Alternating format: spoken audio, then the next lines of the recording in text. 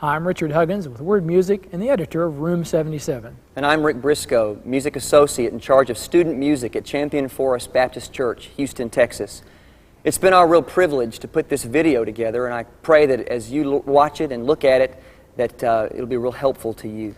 Along the way, as you see this one church's performance at Room 77, you'll probably see some things that may make you say to yourself, we can't do that. Maybe it's stage size or budget or choir size, something like that. And I would just say to you, stick with it and see it through, because at the end, we're going to come back, Rick and I, and show you how they did what they did, but also suggest to you alternatives that would work either in a smaller church or in a different situation. Right now, we want you just to sit back and enjoy, though, this performance of Room 77.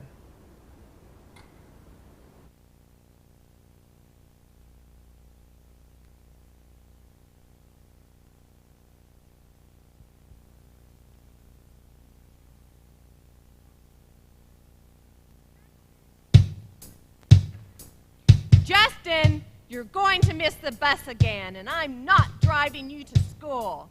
You can't afford one more tardy, son. Justin, do you hear me? I hear you. I hear you. And you get home right after school. You're still punished for what happened Saturday night. Justin! I said I hear you, Mom!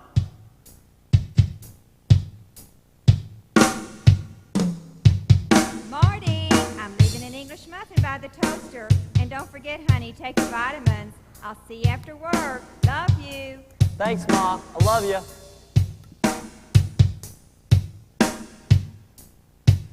Jill, honey, you better hurry. I know you're not crazy about your new school yet. Being late is only postponing the inevitable. You just put on your best smile, honey. It's going to be fine. Sure it is, Dad. Oh, what's that, honey? I said sure, Dad. Sure. It'll be fine. That's easy for you to say, Dad. My 4th high school in 3 years. Just when I start to make a new friend, it's time to play musical schools again. Time to be the new girl again. Time to try and fit in where I don't fit in.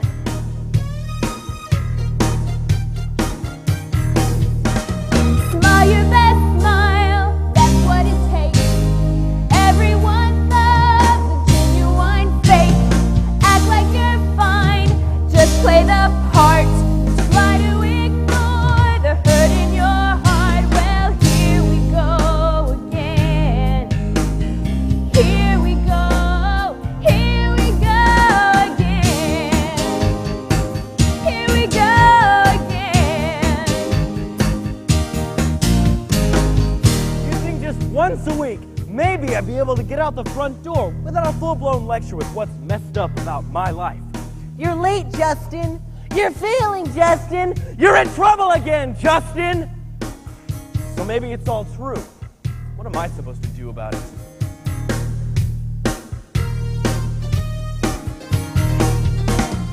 Give me a break, get off my back. Give me a day to stay in the rack. What's the big rush? What's the big deal? What's the big push? Somebody get real. Well, here we go again. Here we go. Here we go again. Here we go again.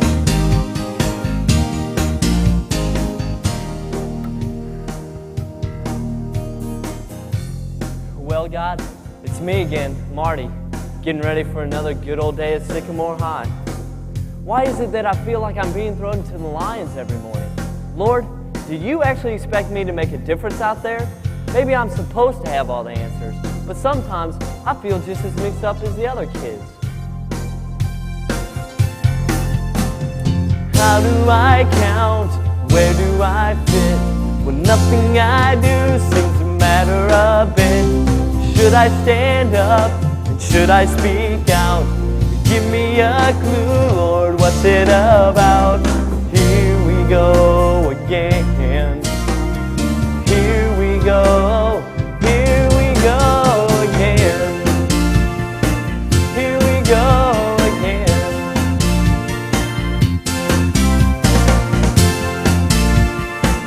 Here we go again.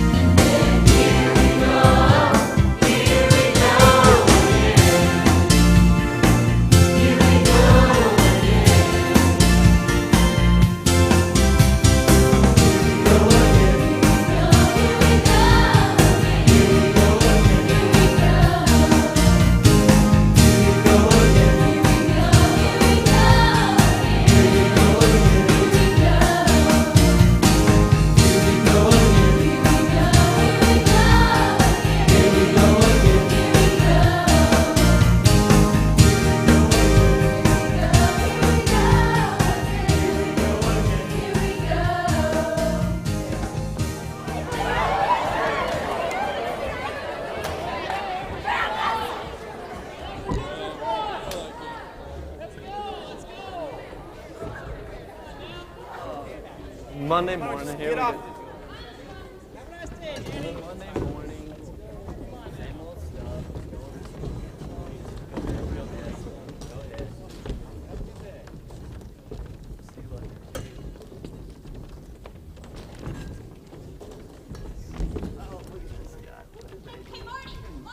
Hey, we'll see you later.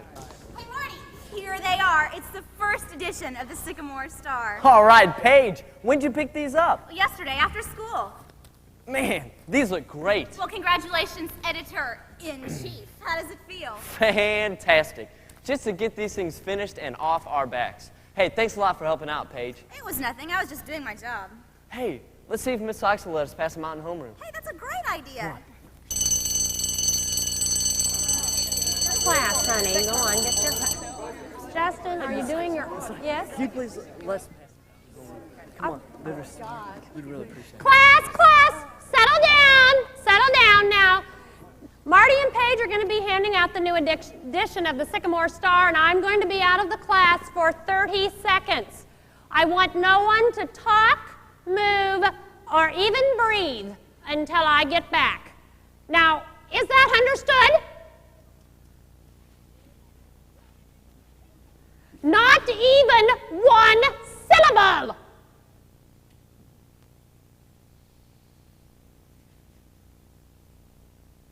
She's gone.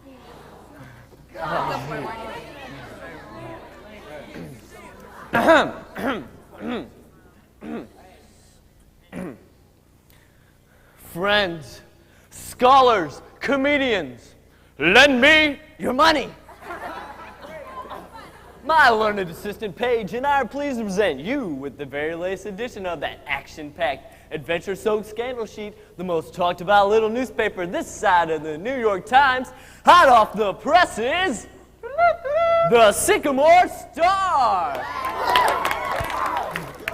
Oh boy, I can't wait to read all those earth-shattering headlines. Hey, look at this. Not one, not two, but a three-headed chemistry professor blows up Science Week in freak lab explosion. It's right here. It's right here in the paper. Right, Tim, I'm so sure. Nothing ever happens in this high school.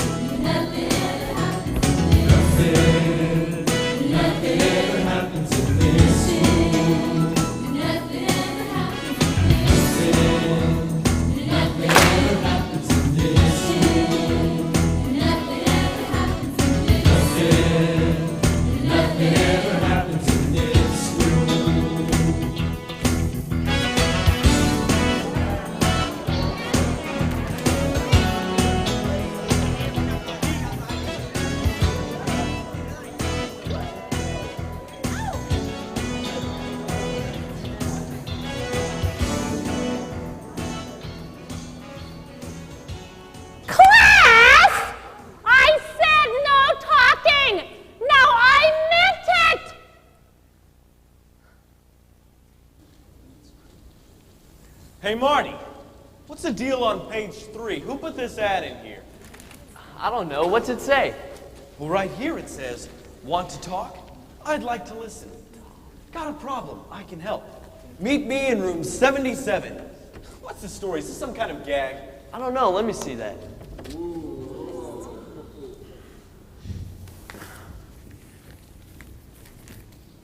I've never seen this before in my life. Come on, Marty. I'm serious. Maybe the printer stuck it in as a joke or something. Yeah, that would be a joke. Some weirdo wants to hang around school and listen to our problems. Hey, Marty, this is really weird. Who could have put this in here? Where is room 77 anyway? I think it's that old empty room down by the library. There's nothing in it but old erasers, broken chairs and stuff. Yeah, settle down, guys. There's nothing in room 77. The whole thing was a false alarm. Justin! You might have a little better luck with your grades if you used your homeroom time for studying. Now that goes for the rest of you. Get back to work. It's almost time for the bell. Nothing ever happens in this school.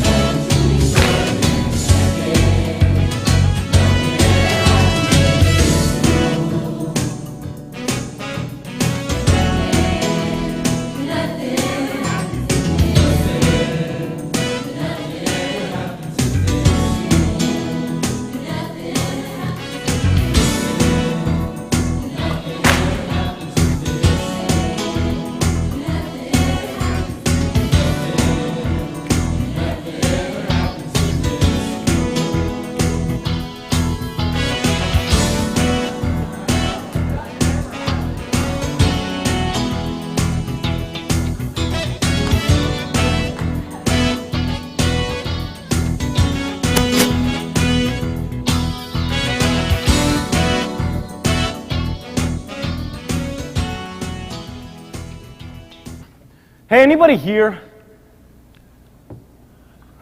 No, of course not, you jerk. This whole thing was some sort of gag to rag on jerks like you.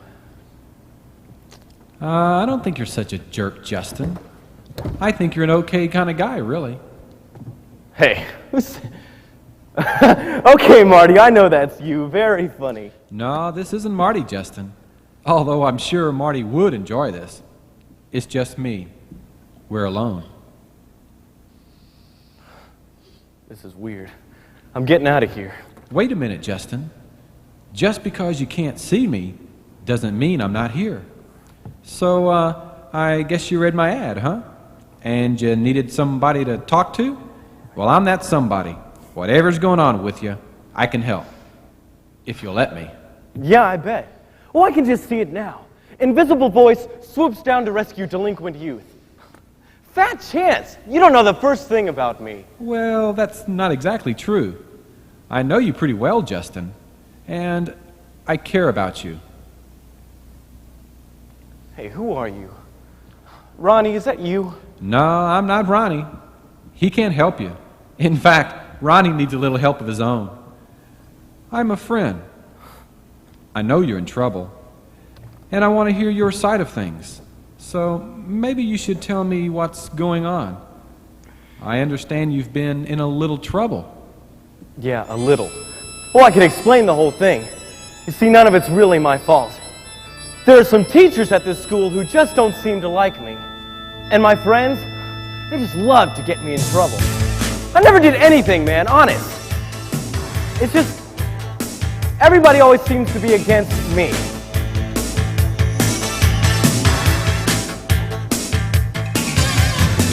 My mother never wakes me up on time. That's why I'm late. That's why I'm tardy. My friends, they always plan these crazy nights. It's not my fault, the way they party. So if the cards are stacked against me, maybe I've been framed. And if my folks won't understand me, who am I to blame? But don't blame me, don't blame me. I'm a victim of a giant conspiracy. Don't blame me, don't blame me. If my life's not everything it ought to be, don't blame me.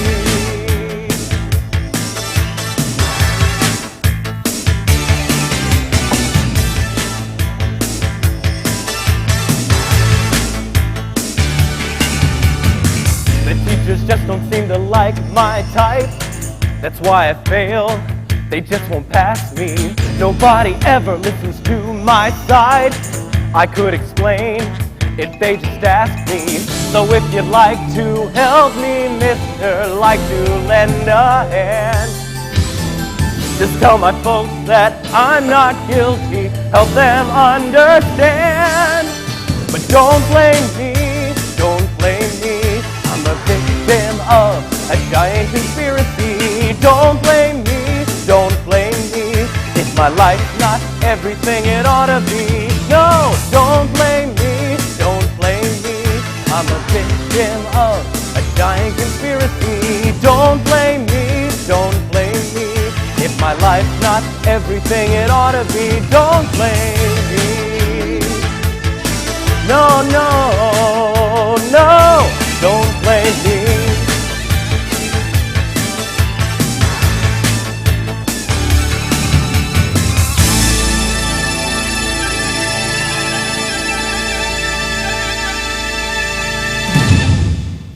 So, that's the whole story, huh? Yeah, honest. I never did anything. Never? No! It was my mom. She always goes... Justin, let me ask you a few questions, all right? Sure. Who has to show up at school, you or your mom? Well, me, of course. I don't want my mom hanging around school. So who's responsible for getting here on time, you or your mom? Well, me, I guess. Okay, I get it. So maybe being tardy is not my mom's fault. Big deal. And about that party last weekend. Whoa, hold it. I've got you on this one, dude. My friends planned that party. And whose choice was it to go? Choice? You've had a lot of hard choices to make lately. I know that. Hard is not the word for it. See, if I made the so-called right choices, I'd end up alone. And my friends would be off somewhere else having fun without me. Justin, I want you to listen real hard to what I'm going to tell you right now. You won't be alone, man. I'm going to be with you, if you want me to, from now on. And the hard choices and the right choices, we can make those together. Would you be willing to let me prove that to you?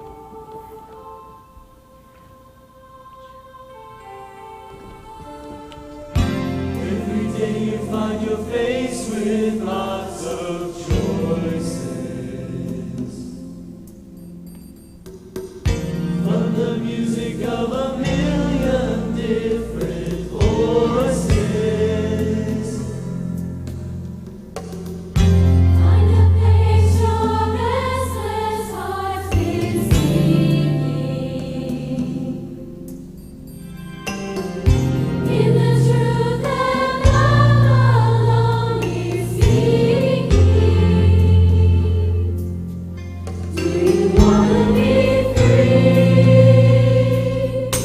Try on.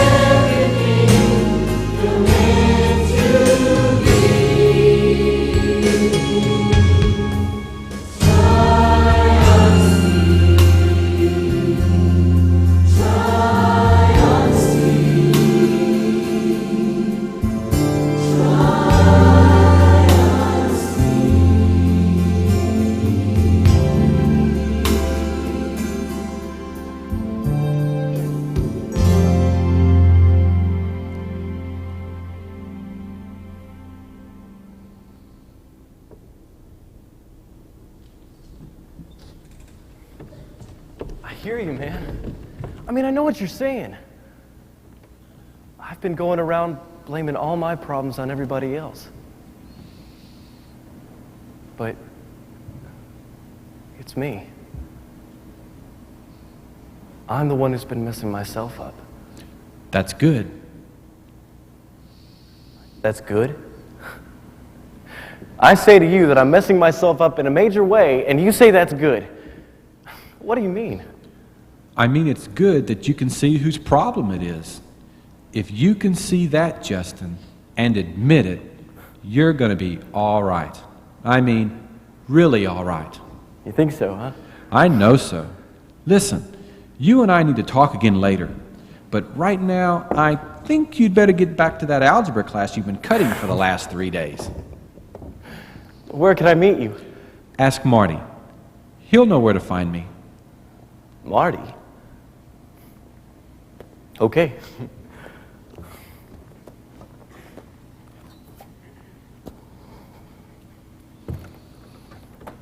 Hey, wait a minute. Who are you, anyway? Ask Marty. He knows.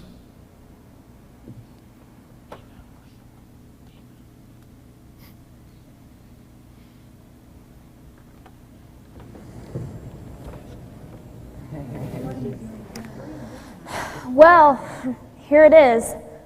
Room 77. This is crazy. I'm going to be late for class. Well, maybe it's worth a try.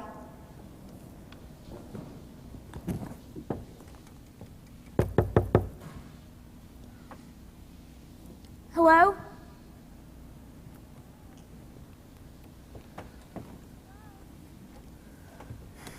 Hello? There's nobody. I knew it. Somebody's idea of a practical joke.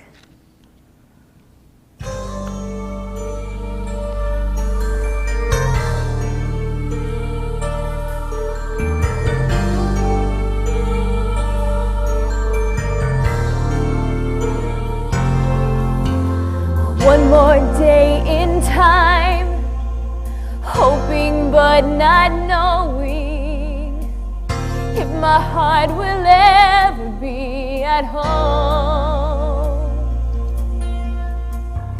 Every day I find the need within me growing for a place that I can call my own. And I'm looking into every face I see, and I'm waiting for the one who waits for me. And the question keeps repeating like a song inside of me, silently saying, like a prayer I'm praying. Is there a harbor? Is there a resting place? Is there a refuge, a quiet sound? Is there a lighthouse? Is there a peace be still? Is there an anchor to higher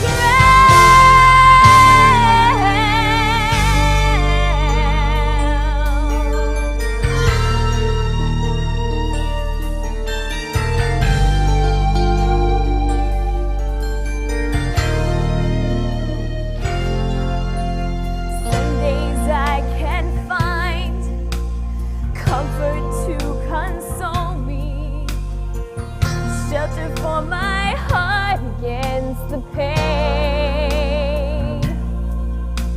But other days I'm lost, there's nothing there to hold me, nothing but the questions that I ask again.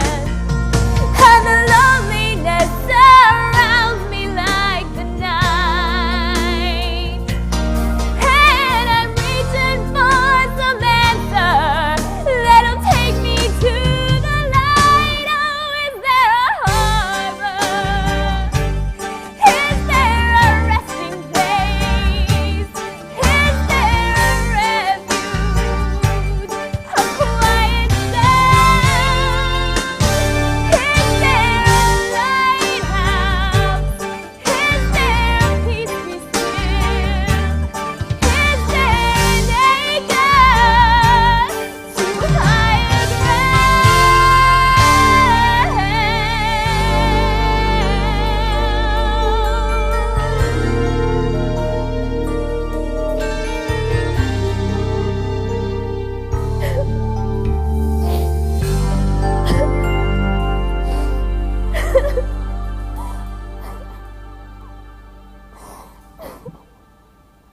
Jill, I know how you feel. Who said that? I'm the one who put the ad in the paper.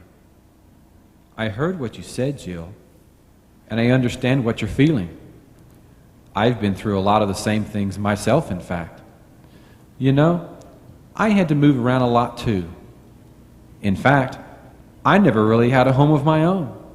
Sometimes I used to look at the birds making their nest and I'd think, they know more about feeling at home than I do. You felt that way too?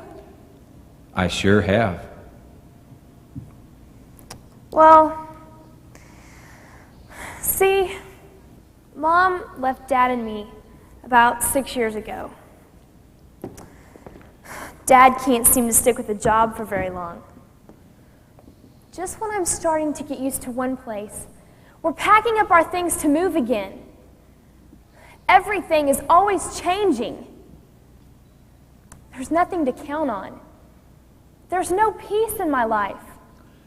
Well, there's a piece I could tell you about that most people don't even understand. There's a piece I could give to you and your dad, if you'd be interested. Well, I don't know about my dad, but I'm sure interested. You know, I feel like some kind of a nut sitting here talking to somebody that I can't even see. But that's how desperate I am. Just tell me what peace you're talking about. I don't care if I'm late for class.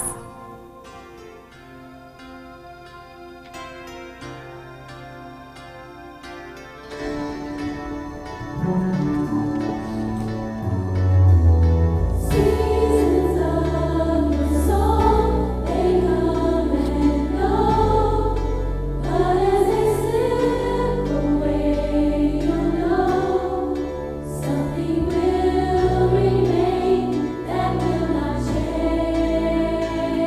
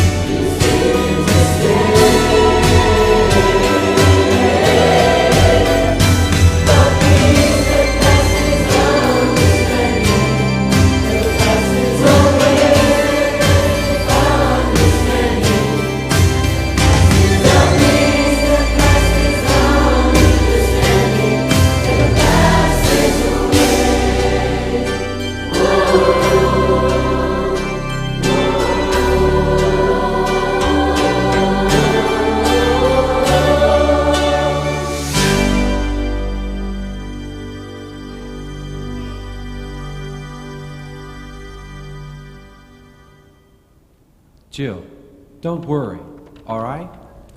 And don't be afraid. My peace is for you, Jill, and it's like nothing else in the world. But I don't really understand. You will.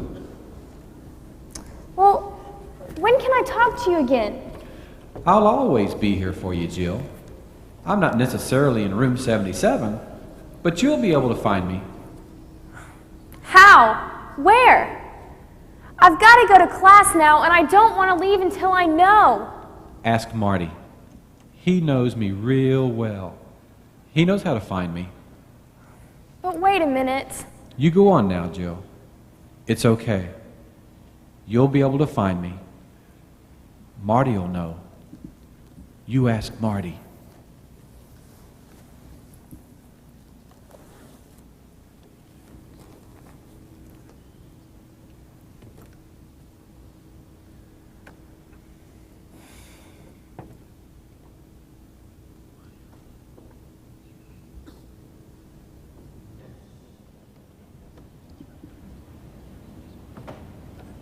Hello? Anybody here?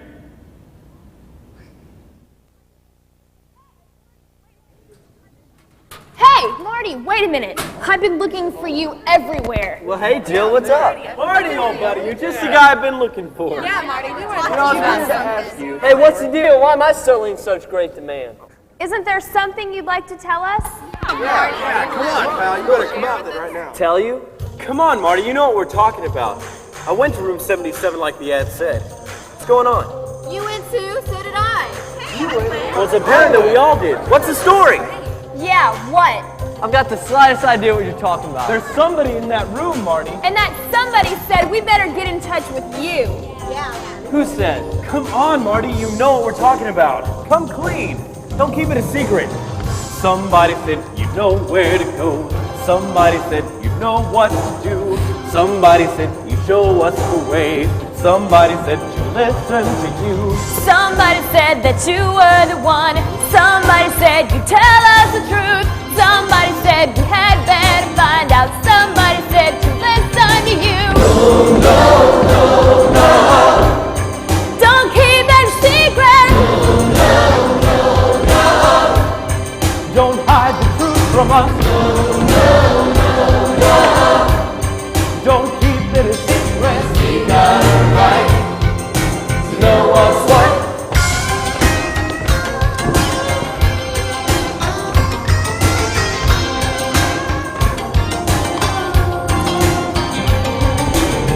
Somebody said you know where to go.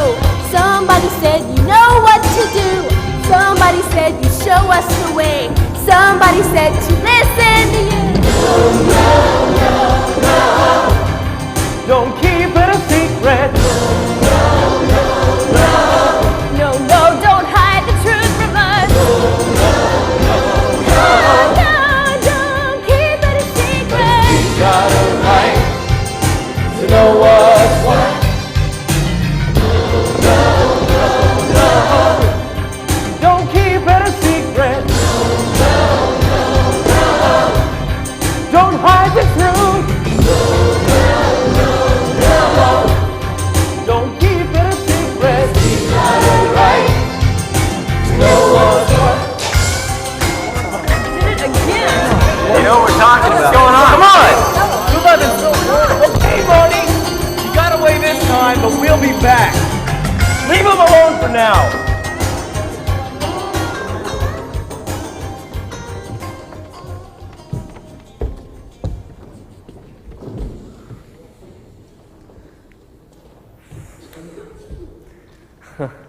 Why is it that I think I know who's going to be in this room?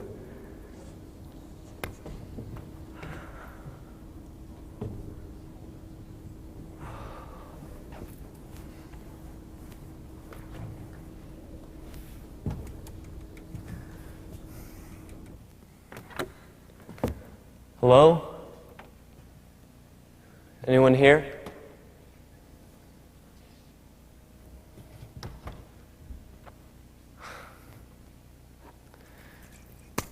Just an empty room.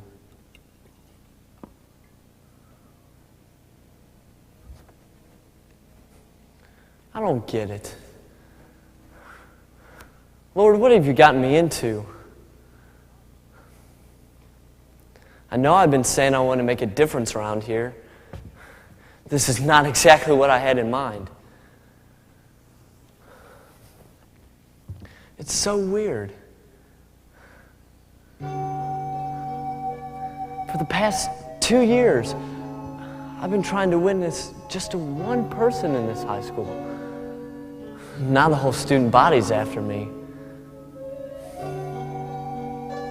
I know they need to know you, Lord, and believe me, I want to tell them. I really do. It's just that I'm not sure if I'm ready for this. I mean, how can I help them know you if sometimes I wonder if I even do?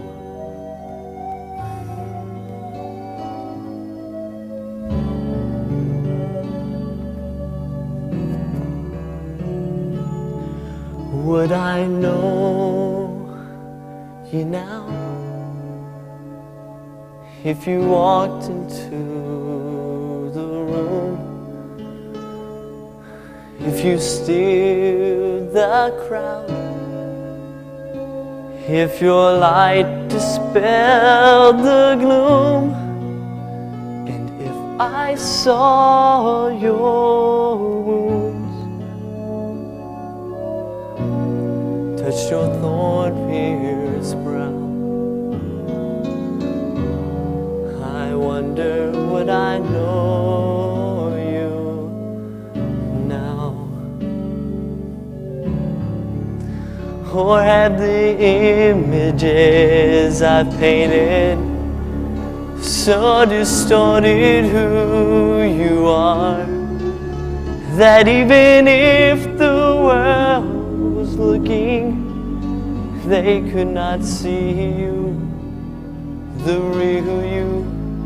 Have I changed the true reflection to fulfill my own design, and making you what I want, not showing you forth divine? Divine.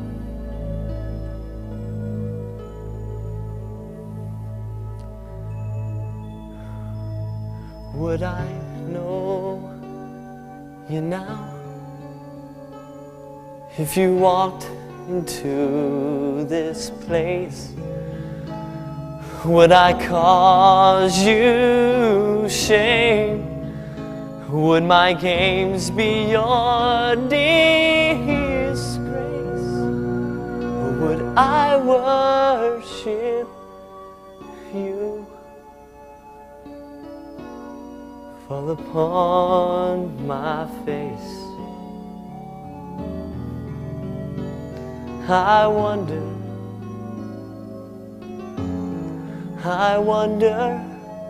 will I ever learn?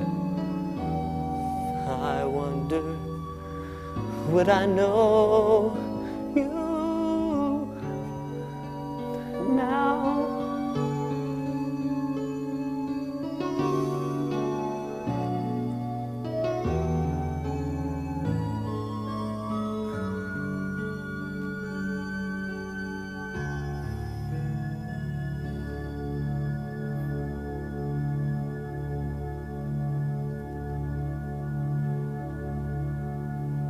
Hey, Marty, it's okay. I understand. Lord, it's you. You're really here. You see, you do know me, Marty, and I know you, your weaknesses, your strengths. I know how tough it must be to speak up for me here at school. That's why I'm here today in room 77. I want to encourage you, Marty. It's time to start telling the others what you know. You see, I've had kids coming in and out of here all day long telling me their problems. I know, Lord, but, I mean, what should I do? Just listen to them first, Marty. Really listen. They're hurting, man, just like you were. They need me, just like you did. I know they do, Lord, But I mean, what should I say? You're making it harder than it has to be, Marty. Just tell them how it was with you. How I came into your life when you were afraid and lonely like Jill. How I whispered my truth to you when you were still rationalizing about everything like Justin. Tell them it doesn't matter what they're going through. I'll meet them wherever they are. Can you do that for me? I think so, Lord. Now, Marty, the ones who want to know me will be coming in here looking for you any minute now. I told them to ask you about me. Are you ready? I think I am, Lord, but will you help me? Of course I will. You just tell them what you already know, Marty. You'll do fine.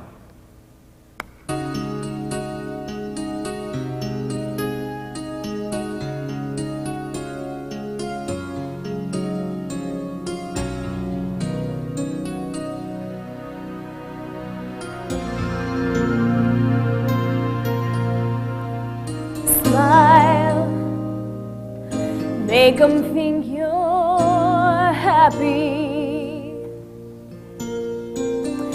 Lie and say that things are fine,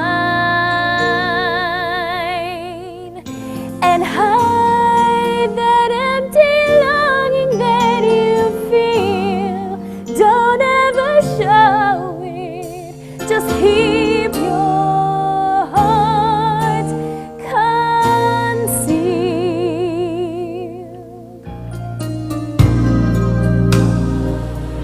On the days so lonely, I wonder where can our hearts go free? Who will dry the tears that no one's seen? There must be someone to share your silent dreams. Like a leaf in the wind, looking for a friend. Where can he turn? Whisper the words of a prayer, and you'll find him there, arms open wide and love in his eyes. Jesus, he meets you where you are. Oh, Jesus, he heals your secret scars. All the love you're longing for is Jesus, the friend of a wounded heart. Joy comes like the morning, and hope deepens as you grow, and peace beyond the reaches of your soul comes flowing through you, for love has made you whole. Once like a leaf in the wind, looking for a friend, where can we turn? He heard our unspoken prayer, and you find him there, arms open wide, love in his eyes.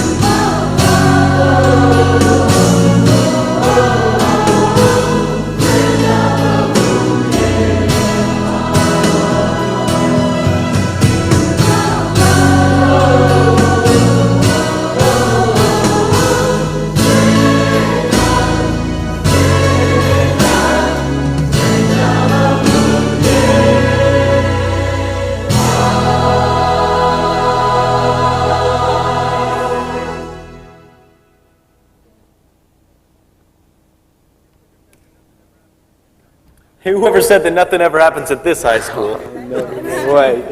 Yeah, I don't think we're going to be able to use that line again. Got that right. You know, it's funny. This morning I was dreading coming to school. I've always felt like such an outsider. Really? Me too. I thought I was the only one who felt that way. Oh, well, I feel that like sometimes.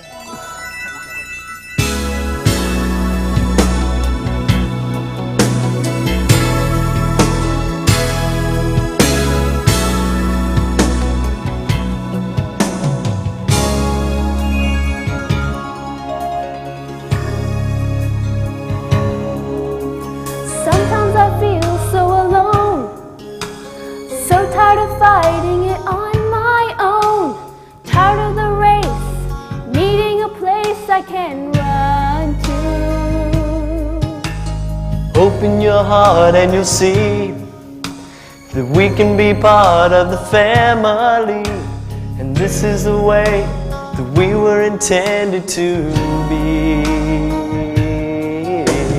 Bye.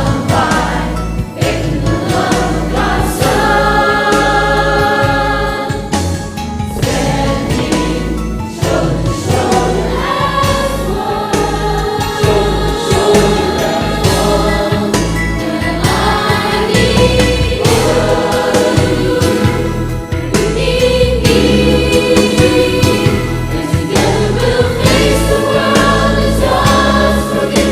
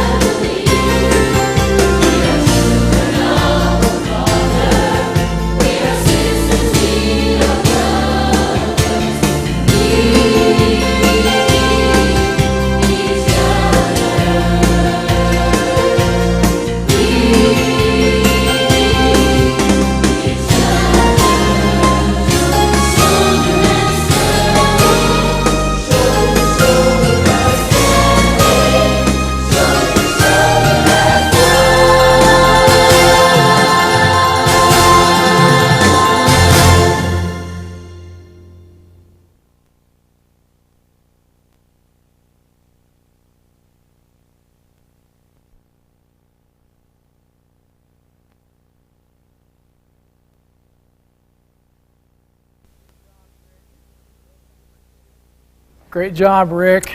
Kids Thanks, did Richard. a super job. Boy, Praise the Lord. Very talented and industrious, too. Yeah. Speaking of industrious, we have a pretty industrious set here, and really did work well for what you're doing and what you did. There are ways to do it differently. We'll talk about that, but I thought for just a second we would show how these bedroom sets were done and some of the Room 77 sets and things like that. You had some help building the sets, A little I guess, bit, did you? a little bit. Couldn't have pulled it off by myself. I tell you, there are a number of people, I guess, in our particular church that are very resourceful. And you know, as I've served in a few churches, I have found that most churches are full of untapped resources. People, it could be a retired carpenter or anyone that has any kind of inkling to do carpentry work that would love to get involved in putting together a set much like what we've done here with Room 77. So it's important to try to find out who those resource people I think so. are I really do. And get them to help you out. And they probably want to be used, and it's a way that they can relate back to the young people. I think so. I really do. So you had obviously some good help in putting all this together, and we're going to take a look at the bedroom set over here. And I think the first thing that we want to point out is that this is actually a movable set. Yes. There is another set on the other side of this set that will become the teacher's desk area for the classroom scene. But before we get and show how that was done, let's take a look at this bedroom. Now this is Justin's bedroom, and I noticed that you've got some rock posters on the wall and some. What's some of this up there, and why are these particular types of posters on the wall? Well, I tell you, this when I made the announcement in choir, in high school choir rehearsal, that we needed a room that would be a rebellious teenager's room, one that maybe be wallpapered in the posters. I thought for a little while that I might have trouble getting them, but I learned real quick that a lot of our students have contacts or are aware of how to get these things. We've received them for a couple of weeks. They brought them, and we plastered them on this wall. This is a 4x8 sheet of foam core, 3 separate sheets that's attached to this stage, and just a couple pieces of scrap old attic furniture make this room really kind of an undesirable place to be. And I think that we're going to see something here in just a minute. Doug Price, our fabulous director for this video, has done such a good job keeping up with the musical itself. He can keep up with us. We're going to walk around here because there's another element over here that goes along with the posters, and obviously you see here some beer cans and some soft drink cans. And I guess at first when I saw this, I thought, oh, I don't know if we really want to point that out. I thought the same thing. Right. I think it's important to note that even in the foreword of the book, Claire Cloninger mentions that she had the privilege of seeing her son move into a relationship with Christ while she was writing this. And actually the character of Justin is patterned after some problems that he had and that many teenagers had. Boy. And I finally decided that this is realistic. This is where some of the kids are. They are into alcohol and into some rock music that doesn't quite fit the bill as far as a wholesome lifestyle. You know, Richard, I think one of the things that really makes the part of Justin so moving at the end of the musical when he comes to a point of receiving Christ into his life, I think to make that more moving, he needs to be rough at the beginning. Yeah. I think it makes it even more special when people can see that this is where he's come from. And I think it's obviously a lot of churches won't do this. It won't fit. It won't be anything they want to do, and that's fine. Sure. He can have Coke cans or whatever it might be up there, or something else. But it is realistic. It is where some of the kids are. It is some problems that they're having, and it certainly fits with Justin's character. So we kind of pan back here a little bit, Doug, and we see that this guy makes his bed like I used to. Sometimes still do. I think the T-shirt makes it. The T-shirt makes it, right. On the lamp. Throwing the T-shirt on the lamp, right. So pretty typical of a bedroom of a guy that's kind of got his life messed up a little bit. But let's show the real magic of this set. We've got some guys over here going to help us. Guys, if you could come up here, and we're going to show you how do we get the bed back up on the set. We're going to actually turn this platform for you. Pulling back here, and you see a couple of the concrete blocks down here, and this board that's resting. Here, Brad. That the bed is resting on the concrete blocks. Let's lift this up, guys, and pick it up with the frame. Yeah, roll it. In fact, it just rolls this way. It's just a regular twin bed, Richard, that one of our families donated for the production. Let's put the blocks and material back over on the bed, and then we're going to turn this platform around. While they're doing that, can you tell us a little bit about the platform? How many wheels you got under there? Well, gee, you know, there's a guy in our church that has done wonders with these props. I shared the idea of having a large platform that would be movable, that would be on wheels, that would turn rather quickly and easily.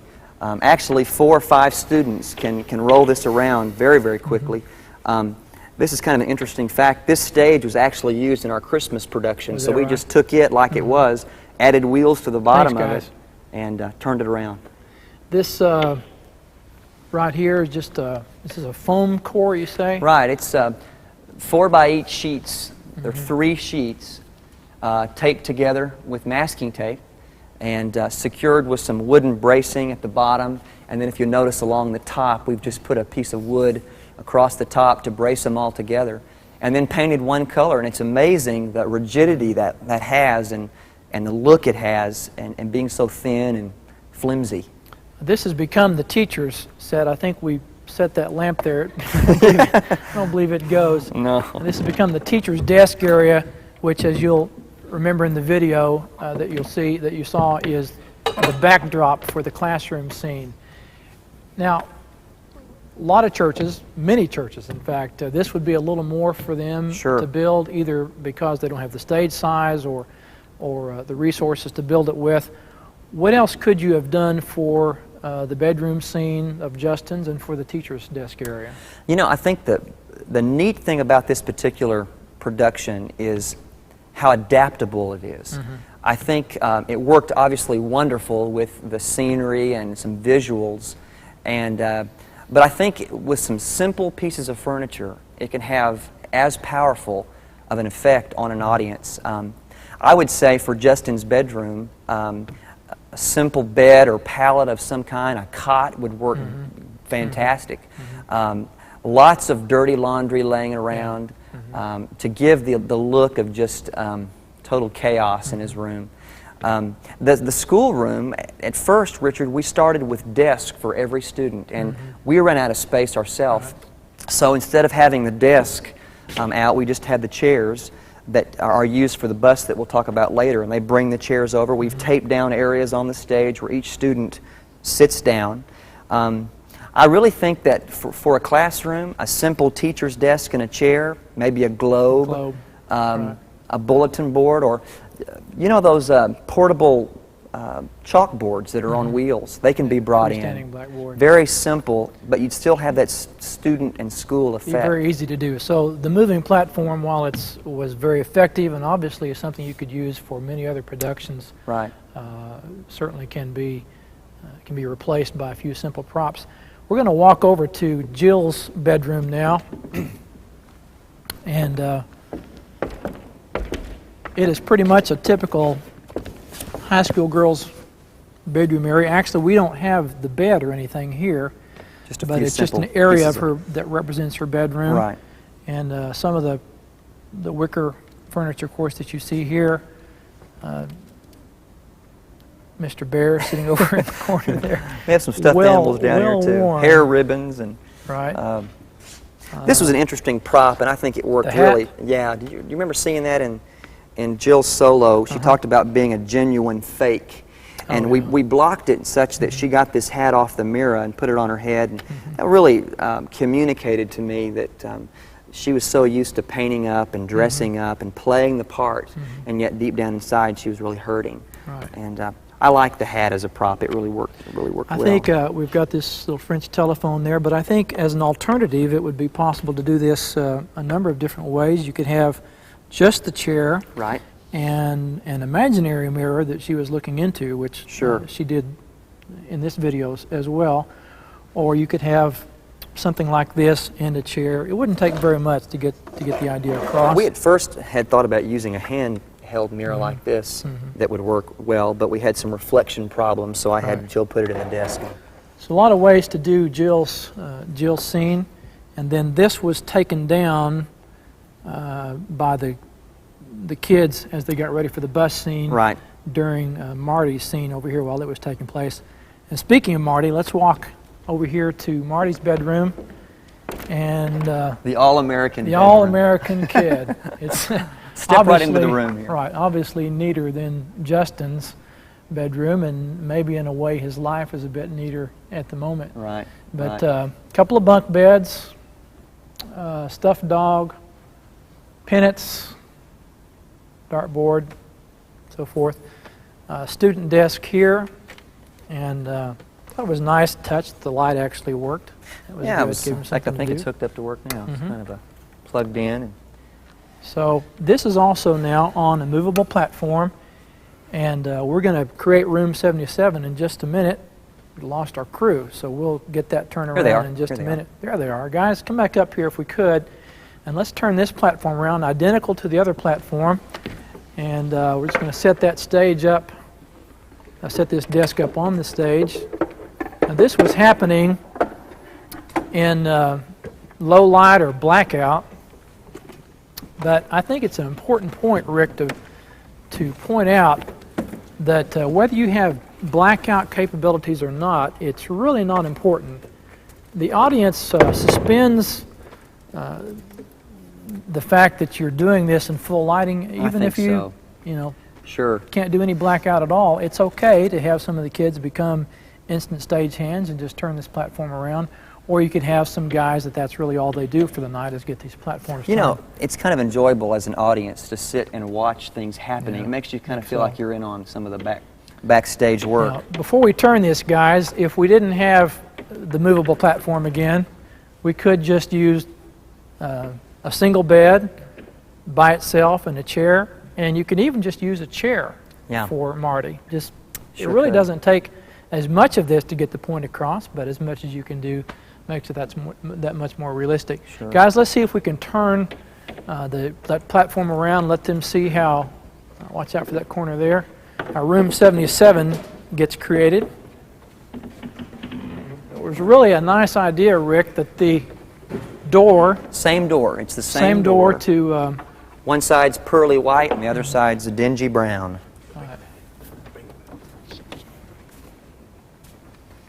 This is the room 77 set, and the props are up on the stage. And guys, let's move some of this stuff up out onto the floor like it was for room 77. We're just having realistic theater right here where these guys move this stuff out. Basically, this is just to represent a storeroom, and things have been put in here neated first, and then kind of like my garage, we just put them in there. We're going to neaten it up another day. But it's got all kinds of stuff here you can get from your own garage. The paint. Great. You guys are doing solvent, great. Stuff like this. Step ladder. And a box of fluorescent tubes. Yeah, our custodians came looking for that the other day. They were wondering where our fluorescent bulbs were. I'd taken them from the closet. Yeah, you were a real hit, I imagine. That's right. Let me point out a small touch, but it's little small touches that I think that makes it count. Doug, if you can get up here to the door, and if you can pan up here, and you see that the 77 is backwards. Now, it makes sense when you think about it, but it's an easily overlooked detail that you would have painted the 77 facing this way when in a real transom it would have faced out. Sure. So those kinds of details can it's creative. Make the set just a little bit better. What about the spray paint?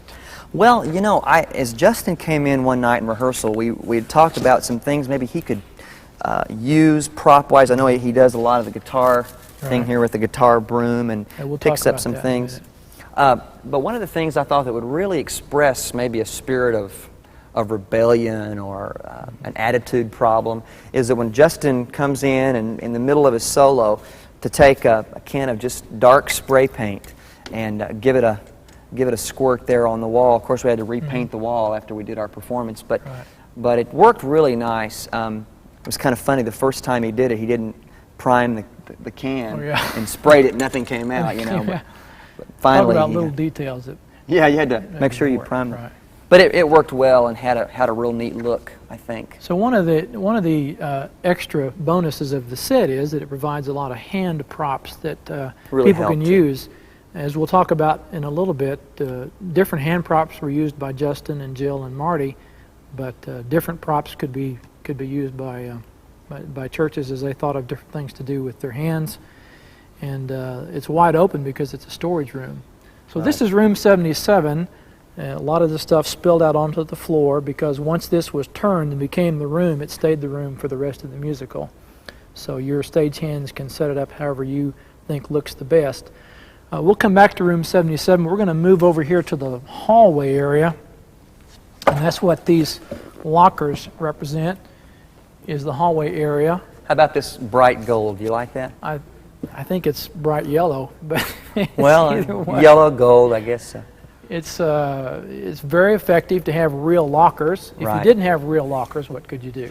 Well, I think if real lockers weren't accessible, you could take your foam core again and paint a flat, paint lockers.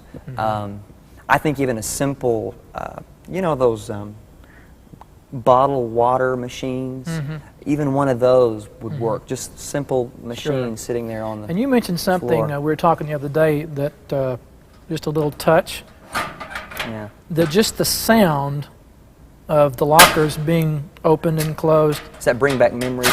Brings back a lot of memories, closing on your hands and your fingers. But it adds ambience, as you put it, to the performance. So school surplus warehouses that some school districts have. We found you these could buy them, or you could, borrow them and take them back. Or you could borrow them from the school gym. Jim, is that where you got these? Gymnatorium. Gymnatorium or something like that. We borrowed these from a middle school here in town, and they were just old lockers. So this represented the hallway area, and you really went to some extra effort. Doug, if we can kind of pan up and get those lights. You actually hung lights, and that was a... Well, we had some holes already in place for some other productions we've done, so it was real simple to drop the line through the hole and run electricity to it. We have 150-watt bulbs in each of those lights and the capability of bringing them up and down. But, if you weren't able to suspend those kind of lights, I think these were like $18 at a Home Depot type store. If you didn't have the capability of suspending lights from the ceiling, you could very simply attach a brace behind a set of lockers and bring them out over the locker. Or, they could even be drawn on a foam core board. Well, that's kind of a run-through of the different sets, the movable platforms and different sets that we used. We didn't talk much about the bus because there's not a lot to the bus. Let's go back out here to where Jill's area was. And while Marty's scene was going on, this was taken down. We've taken the chairs from the classroom and everything and moved them off to make this go a little smoother. Actually, Richard, when the lights go down on Jill at the very beginning, when she's through with her solo, my crew just dump it off the stage. Had the chairs out in front of this extended stage, which is what you've built for your area. And they just put the chairs up here while Marty's scene was going on. Actually, they brought them on with them. When the kids came, they had their own chair that they sit in as a bus, and then later they sit in the classroom in that same chair. So each kid's responsible for his own chair. Now, where did you get the steering wheel? Well, your bus driver actually carried in a steering wheel. All right, we called a junk place. Did you really? We sure did. We asked if they had an old steering wheel, and he said he'd give us one. So we got it for free. Just an old black steering wheel. It worked well. The guy comes in carrying his own steering wheel, and he has kind of a bus driver's uniform, sure. And very effective, and he was at the front, and the kids were in rows of 4 with an aisle down between. Right. We started with 2 single rows of kids, girls in the front, guys on the back, but because of the length of the bus, we shortened it up a little bit and doubled the rows and had 4 rows. Tell you what, Rick, there's one more thing I want to talk about the bus that was a nice touch, and let's show them that. But to do that, a couple of you guys come up and take Jill's set off, if you would. We're going to walk around over here behind it, and Rick talked to me originally about something that when you told me, I thought, I'm going to have to see that. Well, I'd not seen it yet either, so. And then when I found out the inspiration for it, I thought, well, I really was going to have to see that. You talked about making some painted panels, right, that then would move behind the bus, right, while to simulate the bus moving, since the bus couldn't go anywhere. So I think it really worked. You know, it's a touch of camp. It's funny. Everybody knows it's funny. That's really, but it did the job too. Sure, it created some motion, some interest.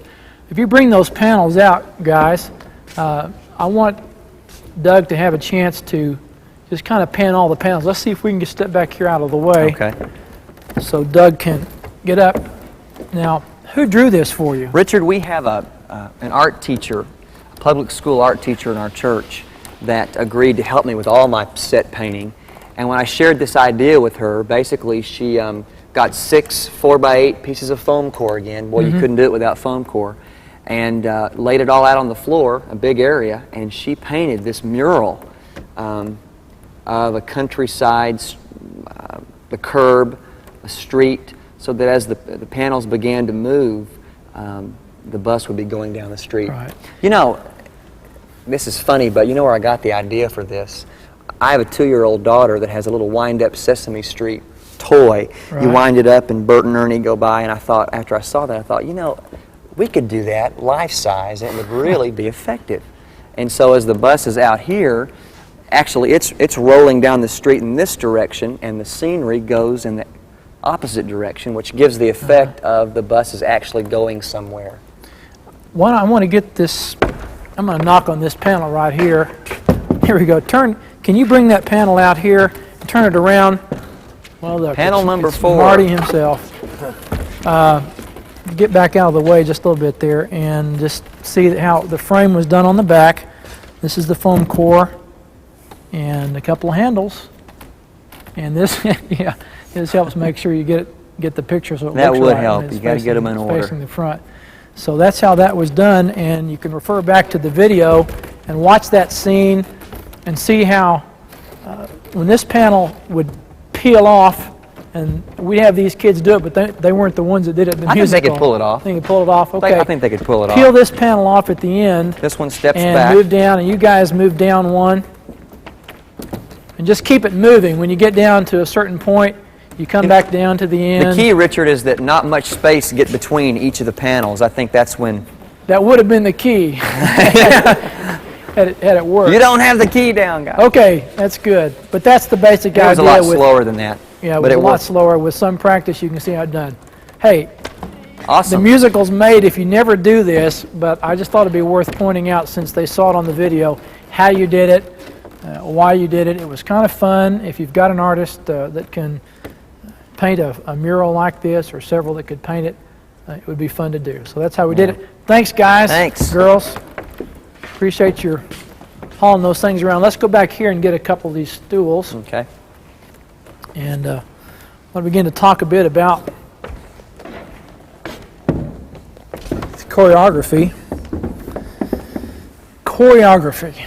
Boy, that is something that some churches go round and round about. Sure, sure. You say it, and some people think it's dance or ballet, and it is in some churches. Mm-hmm. And some churches don't like very much of it, and churches like yours, hey, you know, the more the better. So there's a lot of different things that can be done in choreography. Tell me a little bit about your approach to what you did in your performance of Room 77. Well, you know, I'm a real believer that when you do a musical or any sort of production where you have an audience watching a performance, I think the more visual you can do, helps so much, and particularly when you're working with students, you've got to give them something to do with their hands and their feet, or they get very stiff on you and very bored real quick. We brought in a girl that does choreography quite well. She's a school teacher and has worked with students a lot. Jenna Woodruff did our show. But you know, the beauty of doing choreography for a show like this would be a drill team member at your high school could do a beautiful job at putting it together. A cheerleader in your school, someone that has experience with movement. It doesn't take much. In fact, less is more in a lot of ways. That's right. Just do a little bit, it just enhances the words, the lyric, so much more. Now you did a lot. You did more than. In fact, we cut a many lot. churches. Before we performed it in our church, we had a lot more than that what shows on video, and decided that we needed to cut back a little bit and not choreograph every word. Yeah, I think realistically, there is a tendency a lot of times I think to do so. more than you really need to do. It gets too busy sometimes. Yeah. And it's a lot for the kids to remember. Sure. So you cut back, and I think a church could do 25-30% of what you did in this performance, and Did you like still. the sign language? Did you like that? Yeah, I've seen that done once before. That particular song? No, not that song, but I mean, I've only seen sign language done another time. Oh, in it a worked situation. really I thought it powerfully. worked very well. Sure.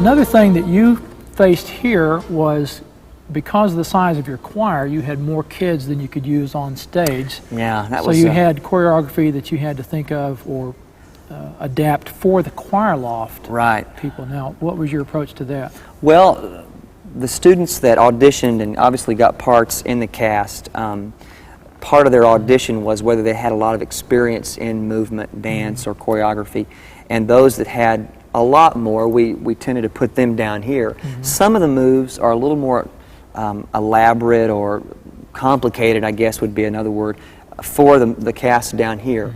More simplified versions of what they were doing in the choir worked real well. Some of it, though, is the same thing. They're doing the exact same choreography, and was really, the rehearsals got kind of rowdy as we were teaching the kids those things. It was fun. It was a lot of fun. So they were duplicating sometimes, and it made me think of an exercise show I saw on television where they had 3 levels of exercise, and one was fairly passive, and one was medium, one was very active. That's sort of like, You can take the onstage choreography and do 75% of it or something like that up in the choir loft, or exactly duplicate it. So a lot of churches will have a larger choir, more than they can use on stage, and if they use their choir loft, that would be another way. And I think most of what you did would have worked on risers too. Oh, I think it worked great. You were moving back and forth on the choir loft. One of the real key things I wanted to talk to you about, because it is going to be faced by a great number of churches, is how you would do what you did with fewer people. And you've got some ideas on that, and I know we're all ears. How could you do it with 15 or 20? Well, is there a way? I think there's a little bit of, I guess maybe I speak with a little bit of authority in this, because I spent many years directing small church choirs and loved it. The last choir I had before coming to Champion Forest, we had about 15 on a great night. And you've been there, I guess. Right, I've been there. But you know, the beauty of this musical works beautifully. I think it would be absolutely awesome to take a small group of kids, let them be the cast in the classroom. You wouldn't need the choir, so to speak. The choir would be the cast. And adjust and adapt the choreography and the lines. I think taking a small group of kids is excellent, because the rehearsal problems and things that would come up with a larger group wouldn't be there. They'd be alleviated, and I think a lot of the message is a little more communicated a little better when you've got that small group of kids that really are committed and sold out to the message of the musical. So I think a point that some people overlook is they may sometimes attempt choreography that's beyond the ability of the choir or most of the choir. They've got some kids that can do some stuff really great, and when you have fewer people, you really need to just mold the choreography to the average level of the choir. You know what I found though? It's funny, but most students have got it in their soul to move. I mean, it was amazing. I thought some of the things that our choreographer tried to pull off, I thought this would never work. And it amazed me. I mean, she would teach it to them and say, now do it back, and they do it. It was incredible. So a lot of students, most students have that within their being to pick up real fast. It's incredible. Give us some ideas on the bus choreography. I saw, you know, the moving and the turning and the bumping, and that was done with a lot of synchronization. How did you do that? Well, the music and the track helps a lot. The kids remembered exactly what they were to do with their body at a certain point of the song, and that practiced over and over again, helped tremendously. That was one of my favorite scenes where the kids were, bobbing up and down in their chairs, and I would always keep bobbing, and it just had that effect of the kids, bouncing down the road. I don't know what. Of course, the famous moving panels. That really helped.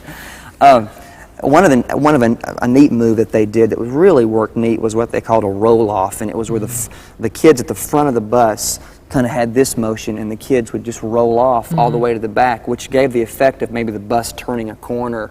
And the kids had a ball doing this. It really was they fun looked like for they them.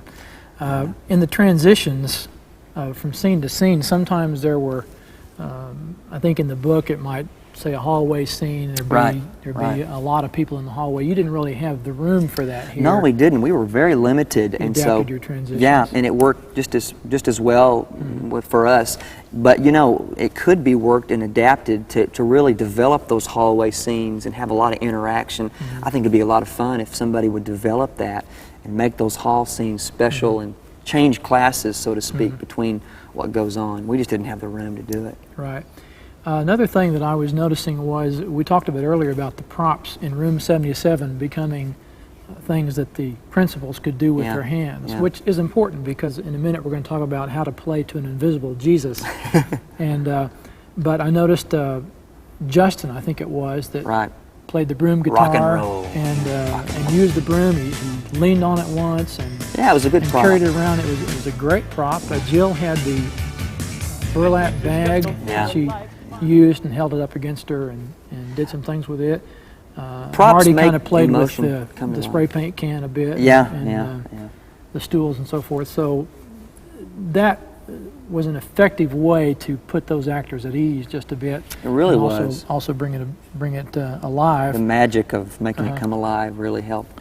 And one other thing I wanted to mention that is fairly obvious, but in a small stage area, which most of us have in our churches, there's no way that a scene isn't going to spill over into another set area. Oh no. Some of room 77 spilled over, of course, out into here and so forth.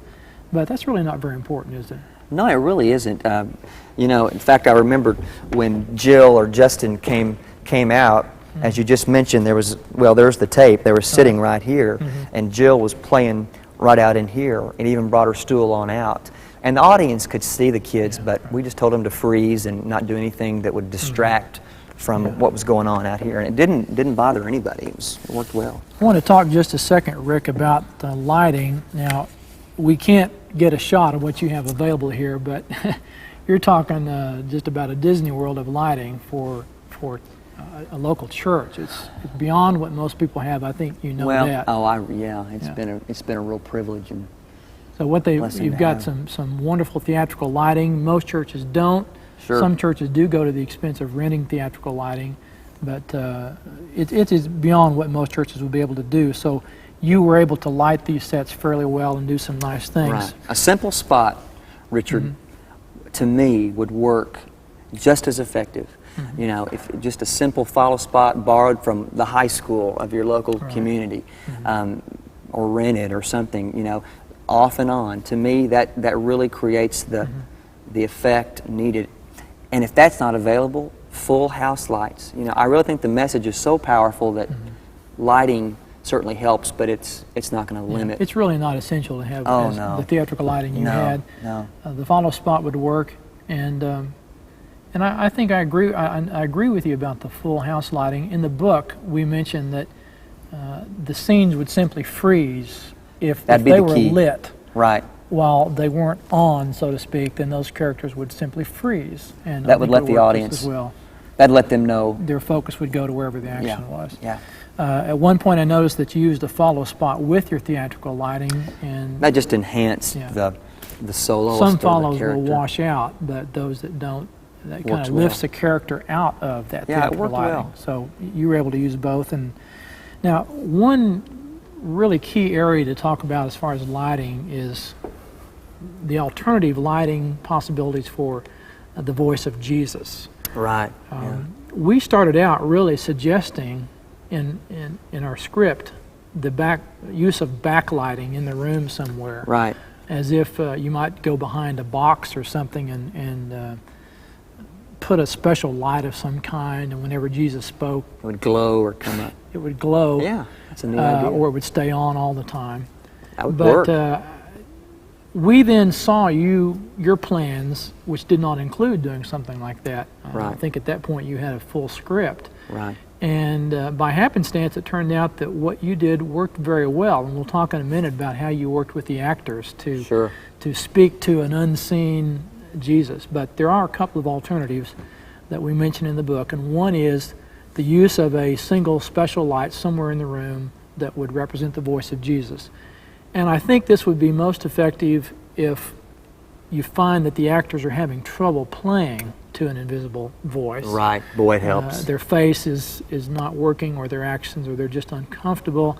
That would provide a psychological focus point for their eyes and for them to play to. Sure. In your case, you did not use that except when Marty got up. We'll talk about that in just a minute. But those are a couple of the alternatives for lighting as far as the voice of Jesus goes. We've talked about interpretation. Let's take just a second now to expand that a little bit, talking about your different actors and your principles primarily. In the book, Claire has written some wonderful expanded comments that are in our production notes. And as the people, why didn't I get those? You didn't have those because they weren't written those. yet. But you did a good job in what you did anyway, because what she does is set, in many cases, besides sharing just very practical information about the scene changes and so forth, and how to bring off some of the people movement things that have to happen. Yeah. She also, in many points, shares about what's happening in the mind of this character at this point in the musical. And we see where Justin was, and we see where Justin is, and maybe a little bit about where Justin is heading. So I would point out that these expanded comments will be very helpful, as well as seeing the video, because I saw on the faces of your kids some real transition happening psychologically. And another run through looking at the video would, I think, help the actors who are looking at this video to get some good ideas about what they can do. Boy, it all happens right here, you know, right on their face. It's got to be seen. In your auditions, what did you have the kids do for auditions for these parts? Well, I picked one single line for all the guys, and one single, I say line, it was a paragraph, and one single paragraph, I think it was Jill's monologue for all the girls.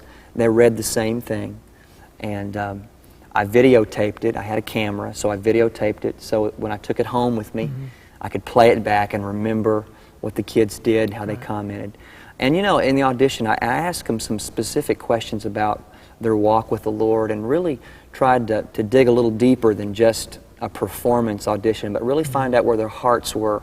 And we've been blessed with some really wonderful kids that love God, but those three in my mind really stood out as characters that could really portray. In fact, the guy that played Justin, incidentally, is really a neat guy, but he's been through some struggles himself, and has been a lot of the places Justin was, So he could really relate in a lot of ways to the transition in Justin's life, and boy, played it beautifully. A lot of churches, of course, don't have but a few kids anyway Sure, who can play sure. these parts. They don't have a whole lot of choices. It's nice to have the kind of choices you did. Well, I but, don't take it for granted. That's when for they sure. when they don't, it's especially helpful that they've got the help that Claire put in the expanded comments as well as the video to get some ideas how they can motivate these kids to do the best job possible. Right. Now, you told me something about the classroom that I didn't notice right off.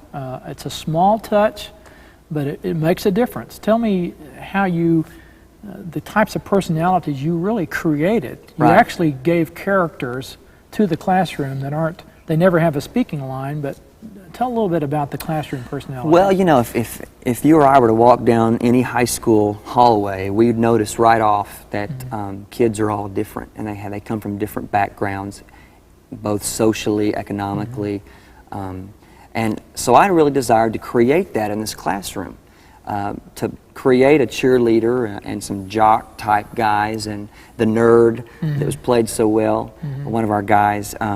Did he shave his head just for that? No, in fact, his hair's that short all the time. So yeah, somebody asked me after. No, those aren't his glasses. Somebody asked me after our performance is that guy really a nerd? You know? Yeah, he did. No, not. He made a great nerd. Yeah, didn't he? But anyway, we just developed some characters within that class, and like you said, many of them never spoke a line, but just visually, the audience could relate to. What are some of the characters you had? Well, let's see. We had a cheerleader, who incidentally is a cheerleader, but you know, you wouldn't have to have a girl that was just get an outfit and put it on. You know, we had some athletic kind of guys that were kind of pushing around on the nerd character. We had the nerd. We had a flirt. Had a guy that was real flirty with one of the girls, and a couple girls that were kind of I call them airhead types.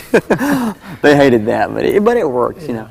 But the whole class was just different kinds of kids, and then of course Miss Sykes and all her wonderful personality comes in and really adds the touch to. I think talking about this will cause a lot of people to roll back and see that section and maybe try to pick out what's happening, because this is what we mean by ambience. This is what creates that extra ambience in the room that's making it work. You don't quite know what it is, but yeah. Right. The nerds have been used a lot, admittedly, but they work. They work. He provided the comic relief, and I thought especially his entry into room 77 after Jill singing. Wasn't that good? It was good because by that time the tension is built pretty much after Justin, after Jill, and it was just a good touch of comic relief. It really was. Played well, done well. The role of Jesus. Different kind of a situation. We struggled with how we were going to do Jesus when we were putting the musical together, and we considered everything from putting him in a boom box, the which voice of God, philosophically had some problems, and having even a live character playing, but eventually stuck with Claire's original concept, which was to have a voice of Jesus that's not seen. What did you do to cast the role of Jesus?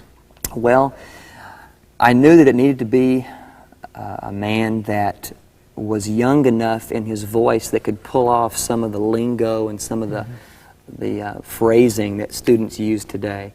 So the guy that we had play our role, Don, I don't know how old he is, but he's not real old. So he's a Sunday school teacher in our church in the student area, and understands where students are and has a real heart for students. And his voice really communicated that, and did real well. It's even suggested in the book that churches may wish to consider, particularly smaller ones where everybody in the church is very well known. Right. It may be effective for them to consider an outside voice. I think that'd be excellent. A youth minister at another church, or a young adult. The mystery performer. Could be. That way it sort of takes the familiarity out and lets him be a little more of a neutral character, and thus his lines and what he has to say is given a little more attention perhaps than, hey, that's a good old Bill, or something like that. Isn't Bill doing a great job? You know, the voice has to be one, though, Richard, that communicates even though he's not seen. You know, you can do things with your voice that really communicate, you know, and he did that so well. It just had that inflection about it that really communicated heart and love and emotion that the Lord has for us. How did these actors learn to play to an invisible voice? I was really struck by what they did. Yeah, and I was really concerned about how well it would work, but they did a great job. Yeah, we talked a lot about in our private rehearsals with each of the principals about not playing to one particular area because Jesus wasn't physically standing there. So we talked a lot about talking to the whole room as if this presence, or the presence of the Lord, or His voice, was all-consuming, and they didn't know where it was coming from. So you'll notice on the video that they do a lot of talking in all areas of the room, and which creates that overwhelming sensation that He's just filled the room. His presence is there with them.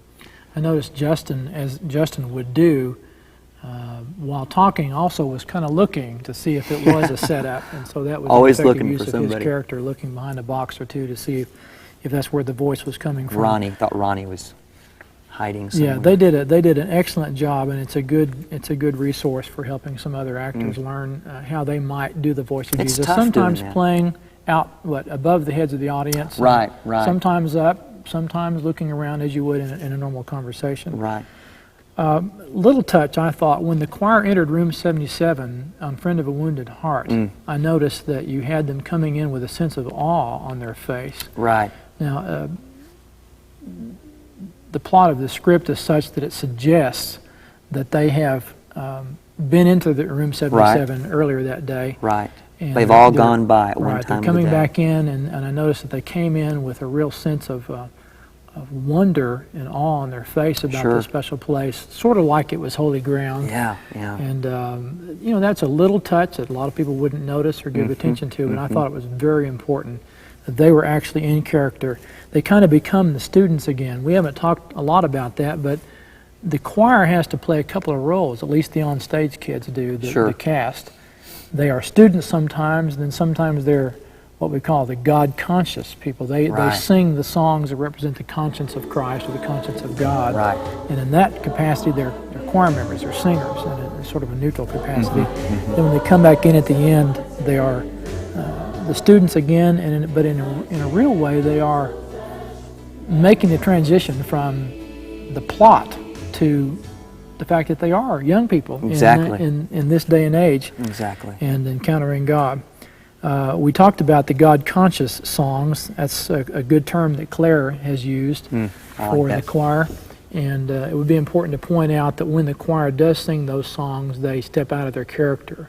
Right. And I noticed that the nerd was not the nerd. He still looked the nerd, but his face or nothing was the nerd. Communicating. And this helps draw kind of a neutral bed of expression so that the song can come in. One last thing in interpretation I wanted to mention was particularly difficult, I think, would be Jill and Justin when the choir was around them singing the God-conscious songs. Right. They're not singing and they're not talking. It only leaves thinking in their face. Reacting, sure. What was your thinking about how they would play that part? Well, as you've already commented, we pulled Jill and Justin out front on the stool and had the cast around them. And I was shared with Jill and Justin a couple times how important it is that visually they communicate their thoughts from their heart as the God-conscious, the Lord Himself, His presence is around them, sharing these thoughts, the peace that passes understanding, tri-honesty, that they would communicate these inward thoughts that they're feeling. And we had to work on it. It wasn't real easy. Just doing some simple folding of the arms and contemplating what God was speaking to them through His Holy Spirit. And reacting according to what's being said, too. Right. Faces would take on different expressions. But they never looked at the students around them. I instructed them never to look, so the audience would never get an idea that they knew there were other people in the room. Strictly their conscience speaking to them. It was very effectively done. I thought we'd talk just a bit then about just some general comments and feelings that you had about the musical and how well it worked for you and what some of the things it meant to you spiritually and to some of your kids. The stylistic nature of the music, how was that received by the kids? Wow. You know, the first time we played the tape for the students in choir, they immediately loved it and accepted it just because of the sheer energy in the music. And our students have a real love and respect for Wayne Watson and his music. And I tell you, it really won them over real quick just to hear the music. Right. And little did they know the depth and the meaning of the entire production. We learned that later, you know, after we got into it. It has strong spiritual content. I think one of the things that excites me about it is that most kids will be able to identify with one of the three principles. Yeah. I think we all can. You know, I think that the